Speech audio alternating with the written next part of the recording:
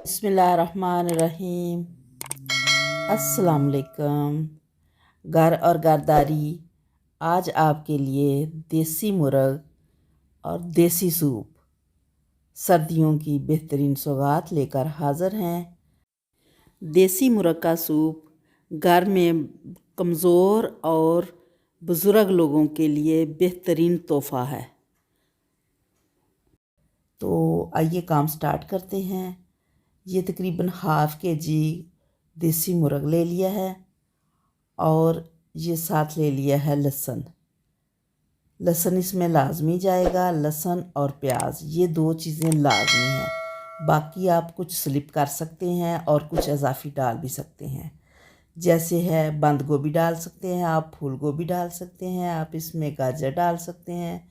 और आप अगर पसंद करें, अगर आपके घर के फ़र्द पसंद करें तो आप इसमें शलजम के भी चंद पीस डाल सकते हैं। लेकिन मैं जो डाल रही हूँ, मैं डाल रही हूँ लहसुन और अदरक, गाजर और प्याज। ये चीज़ें डाल के ये सब कुछ मैं डालूँगी कुकर में। ये देखें, ये जो चिकन है धोकर साफ़ करके फ्रीज़ किया हुआ था। ये 2 दिन पहले मैंने बनाना था, हमारी गैस नहीं आ रही थी तो इसलिए फ्रीज़ है, वरना फ्रेश का बनाएं तो ज़्यादा अच्छा बनेगा। तो इंशाल्लाह ताला ये भी बेहतर बनेगा। ठीक है, ये और अंदर डालें आप पानी अपने हस्बे ज़रूरत, जितना आपको सूप चाहिए इसका उतना पानी डालेंगे। ठीक है, मैंने इसको तकरीबन हाफ़ से थोड़ा ज़्यादा कर लिया पानी इसमें करके इसको। तो ये देखिए पानी डाला है और थोड़ा सा नमक डाला है बस, और थोड़ा सा हींग पाउडर, सिर्फ़ 1 चुटकी हींग पाउडर डाला है। देसी चिकन मटन की तरह टाइम लेता है। 10 मिनट के बाद मैंने कुकर खोल लिया है और गोश्त अच्छी तरह गल गया है। और ये गाजर जो है ऐसे करके अंदर से मैंने निकाल ली है और ये सूप है उसको भी निकाल लिया। अब इसको हड्डियाँ अलग करूँगी ऐसे, और इसका गोश्त अलग कर रही हूँ। ये देखें ऐसे ऐसे सारी हड्डियाँ निकाल लें अंदर से, तो गोश्त को अलग कर लें। ऐसे एक एक करके सारी हड्डियाँ निकाल दें अंदर से। ये हड्डियाँ चुन के निकाल दी हैं। अब इसमें डाला है ऑलिव ऑयल।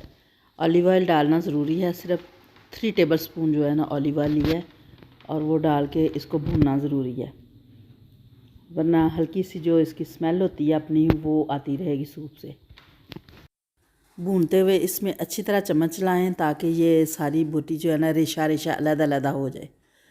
और इसमें डालें आप सब्ज़ मिर्च, आधा चम्मच कुटी हुई सब्ज़ मिर्च और आधा चम्मच काली मिर्च।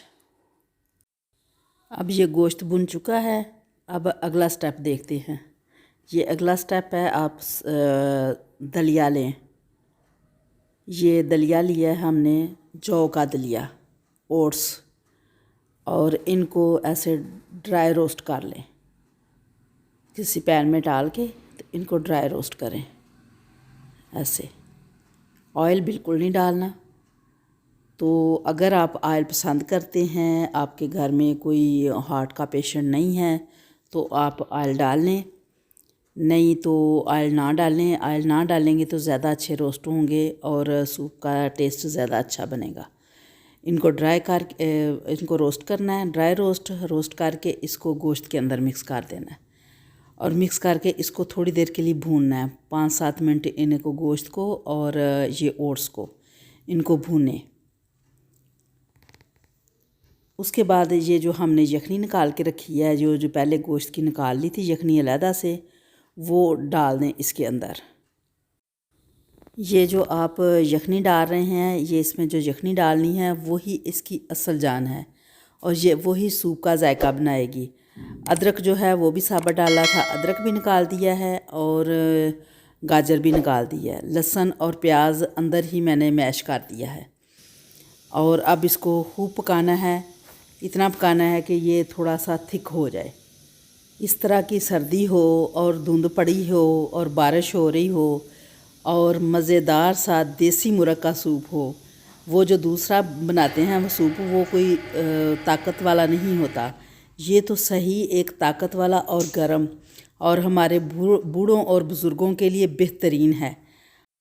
और इतनी सख्त सर्दी में बच्चों को सर्दी से बचाने के लिए, नज़ला ज़ुकाम और फ्लू से बचाने के लिए ये रोज़ाना 1 कप तो लाजमी बच्चों को देना चाहिए। और हमारे बुज़ुर्ग जो हैं उनकी तो ये ज़रूरत है, क्योंकि इतनी सख्त सर्दी में उनको सर्दी बर्दाश्त करने के लिए कुछ इस तरह की चीज़ें होनी चाहिए।